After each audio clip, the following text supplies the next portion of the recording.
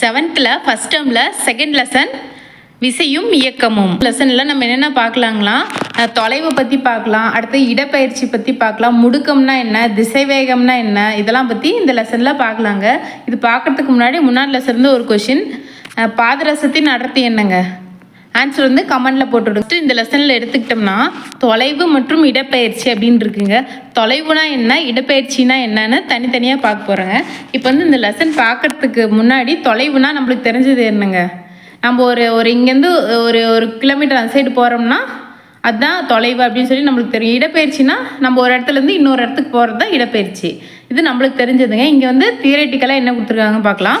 ஒரு இடத்திலிருந்து மற்றொரு இடத்தை அடைவதற்கு ஒரு பொருள் கடந்து வந்த பாதையின் மொத்த நீளம் தொலைவு. இடத்துலேருந்து இன்னொரு இடத்துக்கு பொருள் போகுது இல்லைங்களா, அது வந்து எந்த பாதை வழியாக போகுது, எவ்வளோ தொலைவில் போகுது அப்படின்னு சொல்லி அளக்கிறது தான் வந்து தொலைவு.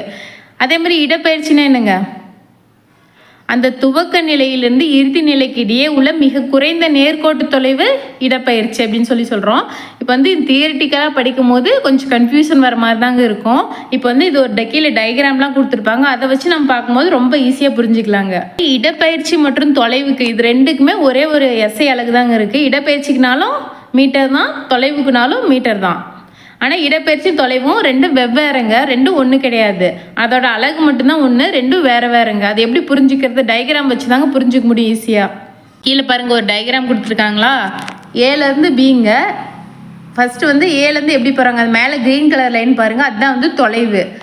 இப்படியே போயிட்டு சுற்றி போய் 10 கிலோமீட்டர் சுற்றி போகிறாங்க, அது வந்து தொலைவுங்க. ஒரு பொருள் வந்து ஒரு இடத்துலேருந்து இன்னொரு இடத்துக்கு போகிறது தான் தொலைவு. அது வந்து எந்த பாதையை, நேர்கோட்டு பாதையில் தான் போகணும் அப்படிங்கிற ஒரு அவசியம் கிடையாது. எப்படி வேணாலும் வளைஞ்சு நெளிஞ்சு அப்படி போகிறது தான் வந்து அது பாதை வழியாக போகிறது வந்து தொலைவு அப்படின்னு சொல்லி சொல்கிறோம். இடப்பெயர்ச்சின்னா அப்படி என்னங்க, ஸ்ட்ரெயிட்டாக நேர்கோட்டில் போகணுங்க, அதுதான் இடப்பெயர்ச்சி. ஏக்கும் பிக்கும் பாருங்கள், ஸ்ட்ரெயிட் லைன் இருக்குல்ல பார்த்தீங்களா, 5 கிலோமீட்டர், அது வந்து இடப்பெயர்ச்சி. தொலைவு வந்து எப்பயுமே அதிகமாக இருக்கும், இடப்பெயர்ச்சி கம்மியாக இருக்கும். இதே மாதிரி இன்னும் 2 டயக்ராம் போலாம், தொலைவு இடப்பெயர்ச்சி கொடுத்துருப்பாங்க, அதையும் பார்க்கும்போது கன்ஃபியூஷன் கிளியர் ஆயிருங்க. இன்னொரு டயக்ராம் பாருங்கள், ஏபி. இது வந்து ப்ளூ கலரில் கோடு கொடுத்துருக்காங்க இல்லைங்களா, 120 மீட்டர். இது வந்து தொலைவுனா ஒரு பாதை, அந்த பாதை வழியாக ஒரு ரோடு வந்து நேராக போகுதுங்க, வளைஞ்சு போகுது இல்லைங்களா, அந்த ரோட்லேயே போயிட்டு அந்த சேர வேண்டிய இடத்துக்கு போகிறது தாங்க தொலைவு. ஆனால் வந்து அந்த ஃபஸ்ட்டு ஆரம்ப பொருள்லேருந்து அந்த பிக்கு வந்து நேர்கோட்டில் போகிறது தாங்க இடப்பெயர்ச்சி. நேர்கோட்டில் வந்து ரோடெலாம் வந்து நேர்கோட்டில் போகாதுங்க, இந்த ரோடு வந்து வளைந்த பாதை அப்படி போகிறது தாங்க தொலைவு. ஸ்ட்ரெயிட்டாக இருக்கிறது வந்து இடப்பெயர்ச்சி. இந்த டயக்ராம் பார்த்தாவே உங்களுக்கு தெரிஞ்சிருக்கும். தொலைவுங்கிறது வந்து ஒரு பொருள் வந்து அந்த பாதையில் பயணிக்கிறது வந்து தொலைவு. அதோட வந்து நேர்கோட்டு இயக்கம் வந்து இடப்பெயர்ச்சி.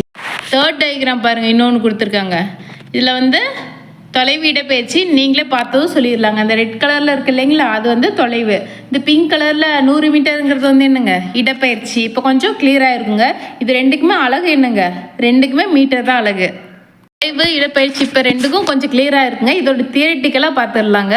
ஃபஸ்ட்டு என்ன அப்படின்னு தெரிஞ்சுக்கிட்டு தியரிட்டிக்கலாக என்ன கொடுத்துருக்குன்னா, ஒரு இடத்திலிருந்து மற்றொரு இடத்தை அடைவதற்கு ஒரு பொருள் கடந்து வந்த பாதையின் மொத்த நீளம் தொலைவு. அதே மாதிரி இங்கே பாருங்கள், ஒரு பொருளின் இயக்கத்தின் போது அது துவக்க நிலையிலிருந்து இறுதி நிலைக்கு இடையே உள்ள மிக குறைந்த நேர்கோட்டு தொலைவு அப்படின்னு சொல்லி வந்துட்டாவே அது இடப்பெயர்ச்சிங்க.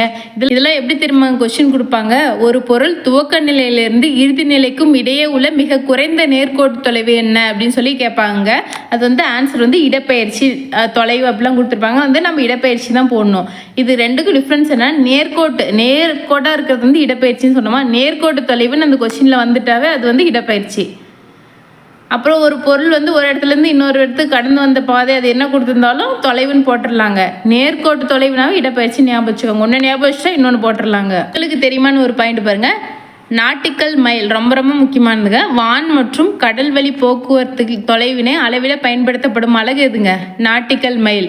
ஒரு நாட்டிக்கல் மைல் என்பது 1.852 கிலோமீட்டர் ஆகும். கப்பல் மற்றும் விமானங்களின் வேகத்தை அளவிட பயன்படும் அலகு என்னதுங்க, நாட் எனப்படும். அவை 1 மணி நேரத்தில் 1 நாட்டிக்கல் மைல் தொலைவை கடக்கின்றன என்பதை இது குறிக்கிறது. கடல் இங்கே பாருங்க, நாட்டிக்கல் மைல் அப்படின்னு சொன்னால் அது டிஃப்ரென்ஸ் புரிஞ்சுக்கோங்க. நாட் அப்படின்னா இந்த கப்பல் விமானத்தோட வேகத்தை அளவிடுறதுங்க. நாட்டிக்கல் மைல்ங்கிறது அது எவ்வளோ தொலைவு கடந்திருக்கோ அதை வந்து அளவிடுறது வந்து நாட்டிக்கல் மைல், தொலைவு அளவிடுறது. வேகத்தை அளவிடுறது நாட். இது ரெண்டும் டிஃப்ரென்ஸ் புரிஞ்சுக்கோங்க. அப்புறம் ஒரு நாட்டிக்கல் மைல்ங்கிறது எவ்வளோங்க, 1.852 கிலோமீட்டர் ரொம்ப ரொம்ப முக்கியமானதுங்க. இந்த தொலைவு மற்றும் இடப்பெயர்ச்சி டிஃப்ரென்ஸ் புரிஞ்சிச்சு இல்லைங்க. இடப்பெயர்ச்சினா நேர்கோடுன்னு வந்தாவே அது இடப்பெயர்ச்சி. இப்போ வந்து வேகம் மற்றும் திசை வேகம். வேகம்னா என்னங்க? ஸ்பீடு. அப்போ திசை வேகம்னா என்னங்க? பின்னாடி பார்க்கலாங்க. தொலைவு டிவைடட் பை காலம். ஒரு இவ்வளோ நேரம் இவ்வளோ தொலைவு இவ்வளோ டைமில் கடந்திருக்கிறாங்க அப்படின்னு சொல்லி இதோட அழகு வந்து மீட்டர் பர் வினாடி. வேகத்தின் அழகு மீட்டர் பர் வினாடி. இதெல்லாம் சின்ன வயசுலேருந்து படிச்சது தாங்க. சீரான வேகம், சீரற்ற வேகம்லாம் கொடுத்துருக்காங்க. இதெல்லாம் வந்து அவ்வளோக்கு படிக்கணும்லாம் இல்லைங்க. சீரான வேகம்னா ஒரே ஸ்பீடில் போயிட்டுருக்கு. சீரற்ற வேகம்னா இப்போ பஸ்ஸு இப்போ போயிட்டுருக்குன்னா அது ஒருத்தர் நின்று போகுது இல்லைங்களா, அது வந்து சீரற்ற வேகம். ஸ்ட்ரெயிட்டாக போயிட்டே இருந்துச்சுன்னா அது வந்து சீரான வேகம் தாங்க. சராசரி வேகம் எப்படிங்க? கடந்த மொத்த தொலைவு டிவைட் பை எடுத்துக்கொண்ட காலம். இதான் வந்து சராசரி வேகம். இது வேணால் படிச்சுக்கோங்க. சராசரி வேகம்னா கடந்த மொத்த தொலைவு எவ்வளோ கடந்திருக்கு, எவ்வளோ டைம் எடுத்திருக்கு. வேகத்துக்கு அதே ஃபார்முலா தாங்க. தொலைவு டிவைட் பை காலம். சராசரி வேகத்துக்கு அதுதான். கடந்த தொலைவு எடுத்துக்கொண்ட காலம். 1 கிலோமீட்டருங்கிறது 1000 மீட்டர். 1 மணிங்கிறது 3600 வினாடி. இதெல்லாம் வந்து நம்மளுக்கு தெரிஞ்சுதாங்க. 1 கிலோமீட்டர் பர் மணினா 1000 மீட்டர் பர் 3600 வினாடி. அப்போ இதை கேன்சல் பண்ணோம்னா 5 டிவைட் பை 18 மீட்டர் பர் வினாடி. இது மட்டும் ரொம்ப முக்கியமானதுங்க. 1 கிலோமீட்டர் பர் மணி அப்படி வினாடின்னு கூட சொல்லலாம். இப்போ வந்து 1 கிலோமீட்டர் ஒரு மணி நேரத்துக்கு எவ்வளோ கேன்சல் பண்ணால் 5 டிவைட் பை 18 மீட்டர் பர் வினாடி. ரொம்ப ரொம்ப முக்கியமானதுங்க. பொதுவான வேகங்கள் அப்படின்னு சொல்லி சில கொடுத்துருக்காங்க. இதில் வந்து நான் டிக் பண்ணி வச்சுக்கிறதையாச்சும் குறைஞ்சபட்சம் எல்லாமே படிச்சுக்கோங்க. அட்லீஸ்ட் நான் டிக் பண்ணி வச்சுக்கிறது குறைஞ்சபட்சம் அது படிச்சுக்கோங்க. ஃபஸ்ட்டு வந்து ஆமைங்க 0.1 மீட்டர் பர் வினாடி. மனிதனின் நடையின் வேகம் 1.4 மீட்டர் பர் வினாடி. மலைத்துளியின் வேகம் 9 to 10 மீட்டர் பர் வினாடி. அதே மாதிரி சிறுத்தையின் வேகம் 31 மீட்டர் பர் வினாடி. ராக்கெட்டின் வேகம் ரொம்ப ரொம்ப முக்கியமானதுங்க. இதெல்லாம் படிக்கலனா கூட இந்த ராக்கெட்டின் வேகம் கண்டிப்பாக படிச்சிருக்கணும். 5200 மீட்டர் பர் வினாடி. அதே மாதிரி பயணிக்கும் விமானத்தின் வேகம் 180 மீட்டர் பர் வினாடி. இந்த கடைசி 2 கண்டிப்பாக படிச்சிருக்கணுங்க. வேகம் பார்த்தாச்சுங்க. வேகம்னா தொலைவு டிவைட் பை காலம். தொலைவுனா என்னங்க? ஒரு பொருள் வந்து அந்த ரோடு மாதிரி இருக்கிற வளைவு பாதை வழியாக போகிறது வந்து தொலைவு அப்படின்னு பார்த்தோம். நேர்கோடாக போகிறது வந்து இடப்பெயர்ச்சி. இப்போ வந்து வேகம் வந்து தொலைவை பேஸ் பண்ணி வருங்க. இன்னொரு வந்து திசை வேகம் இருக்குது. திசை வேகம் எதை பேஸ் பண்ணி வருங்க? இடப்பெயர்ச்சி பேஸ் பண்ணி வரும். திசை வேகம் V = இடப்பெயர்ச்சி டிவைட் பை காலம். இடப்பெயர்ச்சினா நேர்கோட்டில் செல்றது தான் இடப்பெயர்ச்சி. அந்த இடப்பெயர்ச்சி எவ்வளோ காலம் எடுத்துக்கிச்சுங்கிறது திசை வேகம். திசை வேகத்தின் SI அலகு மீட்டர் பர் வினாடி. வேகத்துக்கும் திசை வேகத்துக்கும் ஒரே அலகு தாங்க. கீழே கொடுத்த டயக்ராமில் பாருங்கள். இடப்பெயர்ச்சி வந்து 50 மீட்டர். இடப்பெயர்ச்சி வந்து எதுங்க? திசை வேகம்னு சொல்கிறான். இந்த சுற்றி ஓடுபாதையின் நீளம் வந்து 200 மீட்டர். இது வந்து வேகம் அல்லது தொலைவு, அதை வச்சு கணக்கிடுறது. சீரான வேகம், சீரற்ற திசை வேகம் இதெல்லாம் கொடுத்துருக்காங்க. சீரான திசை வேகத்துக்கு என்னங்க எக்ஸாம்பிள்? வெற்றிடத்தில் பயணம் செய்யும் ஒளி. ஒளி வந்து ஒரு வெற்றிடத்தில் நேர்கோட்டாக செயல்றது தாங்க திசை வேகம். இடப்பெயர்ச்சி ரெண்டுமே நேர்கோட்டை பேஸ் பண்ணி தான் இருக்குது அப்படின்னு சொல்லி சொன்னோமா. வெற்றிடத்தில் பயணம் செய்யும் ஒளியின் வேகம் வந்து சீரான திசை வேகம். அதே மாதிரி சீரற்ற திசை வேகத்துக்கு ஒரு தொடர் வண்டி அப்படின்னு சொல்லலாம். தொடர் வண்டினா ட்ரெயின் வந்து ஒரு ஸ்டாப்பிங்கில் நின்று போகுது இல்லைங்களா, சீராக போகுது. ட்ரெயின் பாருங்கள் நேர்கோட்டிலே தான் போகும், வளைஞ்சு போகாதுங்க. இதுக்கு ரொம்ப வேகத்துக்கும் திசை வேகத்துக்கும் எக்ஸாம்பிள் சொல்லணும்னா, வேகத்துக்கு வந்து பஸ்ஸை வச்சுக்கோங்க, திசை வேகத்துக்கு வந்து ட்ரெயினை வச்சுக்கோங்க. பஸ்ஸு வந்து எப்படிங்க? அந்த ரோடு எந்த வளைஞ்சு போகிற அந்த பகுதியில் போகிறனால அது வந்து வேகம்னு சொல்கிறாங்க. திசை வேகம் அப்படின்னு சொன்னால் அது ட்ரெயினுங்க. ட்ரெயின் வந்து வளைஞ்சு போகாதுங்க, ஸ்ட்ரெயிட்டாக தான் போகும். அது வந்து திசை வேகத்துக்கு ட்ரெயினை வச்சுக்கலாங்க. திசை வேகம்பாங்க மொத்த இடப்பெயர்ச்சி எடுத்துக்கொண்ட காலம். வேகம் மாதிரியே தாங்க திசை வேகத்துக்கும். முடுக்கம் அப்படின்னு சொல்லி கொடுத்துருக்காங்க. திசை வேகம் மாறுபடும் வீதம் முடுக்கம் அப்படின்னு சொல்கிறாங்க. இது வந்து தியரிட்டிக்கலாக இந்த லைன் படிச்சுக்கணுங்க. திசை வேகம் மாறுபடும் வீதம் என்னங்க? முடுக்கம். இது வந்து ஒரு புக் பேக் கொஸ்டின் நினைக்கிறேங்க. ஒரு பொருள் வந்து வேகத்திலேயோ அல்லது திசையிலையோ மாற்றம் ஏற்பட்டால் அது முடுக்கம் அப்படின்னு சொல்கிறோம். ஒரு பொருளாக ட்ரெயின் இருக்கு இல்லைங்களா, அதோட வேகத்தில் அல்லது திசையில் ஏதாவது மாற்றம் ஏற்பட்டுச்சுன்னா அது வந்து முடுக்கம் அப்படின்னு சொல்கிறோம். முடுக்கத்தோட ஃபார்முலா என்னங்க? திசை வேகம் டிவைட் பை காலம். முடுக்கத்தின் SI அலகு மீட்டர் பர் வினாடி ஸ்கொயர். திசை வேகத்துக்கு மீட்டர் பர் வினாடின்னு படித்தோம். முடுக்கத்துக்கு மீட்டர் பர் வினாடி ஸ்கொயர். இப்போ முடுக்கம்னா என்ன? பொருளோட திசை வேகத்தில் ஏற்படும் மாறுபாடு முடுக்கம் அப்படின்னு சொன்னோம். அதே மாதிரி எதிர் முடுக்கம்னா என்னங்க? முடுக்கத்துக்கு எதிரானது எதிர் முடுக்கம். ஒரு பொருளின் திசை வேகமானது காலத்தை பொறுத்து குறைந்து கொண்டே வந்தால் வந்து அது எதிர் முடுக்கம். ஸ்ட்ரெயிட்டாக ஒரு ட்ரெயின்னாங்க இதுக்கு எக்ஸாம்பிள். ஒரு ட்ரெயின் போயிட்டே இருந்துச்சுன்னா அதில் வந்து ஏதோ திசைவேகத்தில் மாறுபாடு ஏற்பட்டுச்சுன்னா அது வந்து முடுக்கம்னு சொல்கிறோம். அதே மாதிரி அந்த ட்ரெயின் வந்து ரொம்ப ஸ்லோவாக போயிட்டே இருந்துச்சுன்னா கொஞ்சம் அதோட ஃபஸ்ட்டு ஒரு 200 மீட்டர் வேகத்தில் போகுது, 100 மீட்டரில் போகுது, 50 மீட்டரில் போகுது, 20 மீட்டரில் போகுது, 10 மீட்டர் இப்படியும் குறைஞ்சிக்கிட்டே வருது இல்லைங்களா. அது வந்து ஈர்ப்பு மையம் அப்படின்னு சொல்லி ஒரு டயக்ராம் கொடுத்துருக்காங்க. ஒரு அட்டையில் வந்து நம்ம சென்ட்ரலாக நம்ம விரல வச்சோம்னா அது வந்து ஒரு ஈர்ப்பு மையம் அப்படின்னு சொல்லி சொல்கிறாங்க. புவியின் ஈர்ப்பு மையம் அல்லது எடை அப்படிங்கிறது பொருளின் ஈர்ப்பு மையம் வழியே செயல்படுகிறது அப்படின்னு சொல்லி சொல்கிறாங்க. இது எப்படின்னு பார்த்துடலாங்க.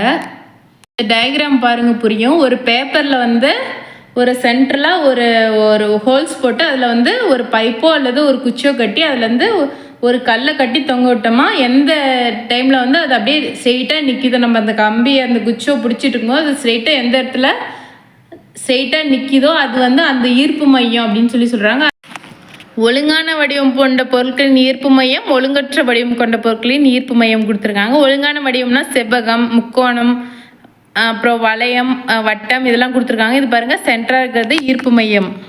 பாருங்கள் ஒன்று முக்கியமான பாயிண்ட்டு, தஞ்சாவூர் களிமண்ணால் செய்யப்பட்ட பழமை வாய்ந்த பாரம்பரிய பொம்மை கீழ் டயக்ராமில் கொடுத்துருக்காங்க. இப்பொம்மையின் ஈர்ப்பு மையமும் அதன் மொத்த எடையும் பொம்மையின் அடிப்பகுதியில் அமைந்துள்ளது. இதன் காரணமாக பொம்மையானது மிக மெல்லிய அலையுடன் நடனம் போன்ற தொடர்ச்சியான இயக்கத்தில் உள்ளது. இதுக்கு வந்து என்னங்க காரணம்? தஞ்சாவூர் பொம்மை தலையாட்டி பொம்மைன்னு சொல்லுவோம் இல்லைங்களா, அதுக்கு வந்து அலைவுலையே இருக்கும், அது வந்து கீழே விழாதுங்க. அதுக்கு என்ன காரணம்? அதோட ஈர்ப்பு மையமும் அதோட மொத்த எடையும் அதோட அடிப்பகுதியிலே இருக்கிறனால அந்த பொம்மை வந்து கீழே விழுறதில்லை. இதோட இந்த லெசன் முடிஞ்சுங்க. இந்த லெசனில் என்னென்ன பார்த்தோம் அப்படின்னு சொல்லி பார்த்துடலாங்க. ஃபஸ்ட்டு வந்து தொலைவுனா என்னன்னு பார்த்தோம். ஒரு பொருள் வந்து ஒரு இடத்துலேருந்து இன்னொரு இடத்திற்கு பயணிக்கும் பாதை வந்து தொலைவு அப்படின்னு சொல்லி சொன்னோம். அப்புறம் வந்து இடப்பெயர்ச்சினா என்னங்க சொன்னோம்? நேர்கோடு அப்படின்னு வந்தாவே அது இடப்பெயர்ச்சிங்க. இதோட ரெண்டோட அளவு என்னங்க? மீட்டர். அப்புறம் வந்து வேகம், திசை வேகம் பார்த்தங்க. தொலைவை பேஸ் பண்ணி வர்றது வேகம், இடப்பெயர்ச்சி பேஸ் பண்ணி வர்றது திசை வேகம். அதே மாதிரி அப்புறம் முடுக்கம் பார்த்தோம், எதிர் முடுக்கம் பார்த்தோம். திசை வேகத்தில் ஏதாவது ஒரு மாறுபாடு ஏற்பட்டுச்சுன்னா அது வந்து முடுக்கம்னு சொல்கிறோம். அதே மாதிரி எதிர் முடுக்கம்னா ஒரு பொருள் வந்து ஒரு ட்ரெயினோ ஏதோ போயிட்டு இருக்கும்போது அதோட வந்து வேகத்தில் ஏதாவது மாறுபாடு வந்துச்சுன்னா அது வந்து எதிர் முடுக்கம். திசை வேகத்தில் மாறுபாடு ஏற்படும் போது அது முடுக்கம். அந்த வேகம் ட்ரெயினோட வேகம் குறைஞ்சிட்டே வர்றது வந்து எதிர் முடுக்கம் அப்படின்னு சொல்லலாம். அப்புறம் வந்து ஈர்ப்பு மையம் பார்த்தோம். ஈர்ப்பு மையம் வந்து தஞ்சை தலையாட்டி பொம்மையோட அதோட ஈர்ப்பு மையமும் அது பொருளோட மொத்த எடையும் அடிப்பகுதியிலே இருக்கிறதுனால வந்து அந்த பொம்மை அளவு ஏற்பட்டாலும் அது கீழே விழுறதில்ல. அவ்வளோதான்.